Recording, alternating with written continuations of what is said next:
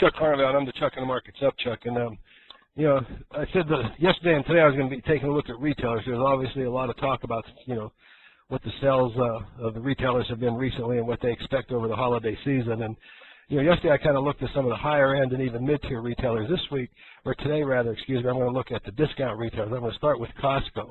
And, you know, obviously people think that the discount retailers do extremely well in a bad economy, and that's actually true, but not necessarily important, because as I think these charts will show you as I go through 4 or 5 of them for you today, you'll see that these companies do well in all economies. Even when the economy is good, these discounters do well. In fact, they do better than the Sachs's and the Macy's that we looked at yesterday, you know, and even the Neiman Marcus, which is private, that, you know, are catering to a smaller market dynamic. These companies obviously appeal to the masses, and therefore they have a much bigger, broader market, and therefore, you know, their businesses tend to be very consistent. First company I'm going to look at is Costco, and I want you to notice that, you know, this company's had very consistent earnings growth. They did, you know, have a little drop in earnings during the recession. The stock market has generally overvalued this company, but you've got a 10% earnings growth rate here, a nice little dividend yield, and when you look at it from a performance point of view, you'll see that the track record of the company relates very well to the actual earnings or operating results that the company achieved, as always.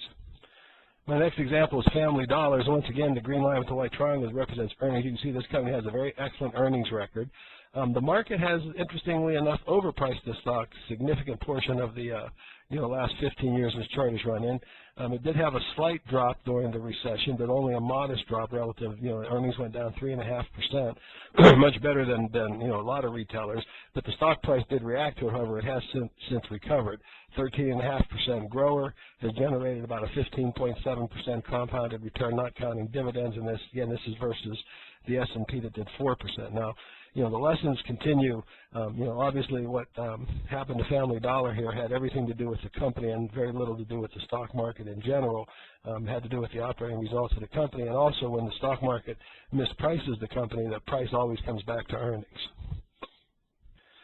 My third example here is Wal-Mart, of course, the king of all discounters, and you know, but also this is a very important valuation story that I've told before. You can see there was a period here from 1996 into 2000, or the end of '99, where the market was massively overpricing Walmart stock. I want you to notice the price went, you know, flat to down for the next 6 or 7 years until it got back on its earnings track. But when it was all said and done, a 13.7% record with a modest undervaluation here, meaning it's slightly under the green line, generated a rate of return of 12.6% for their shareholders, and again, significantly better than the 4% that the market did. So, you know, Walmart actually went through the recession probably maybe second best of all that I'm going to show today. Their numbers turned out to be, you know, very, very excellent. The next example, though, is a company called Ross Stores, which actually has probably the best record of all the companies I'm going to show. 21% grower during the last 15 years. I want you to notice they actually had a strong earnings increase during the recession, and the track record for this company is $100,000 would have grown to $1.8 million. That's a 23.6% compounded rate of return versus the market that only did 4%. So, you know, and much better than Family Dollar, much better than Walmart, you know, much better than Costco. Ross Stores actually has an exemplary record during this period of time.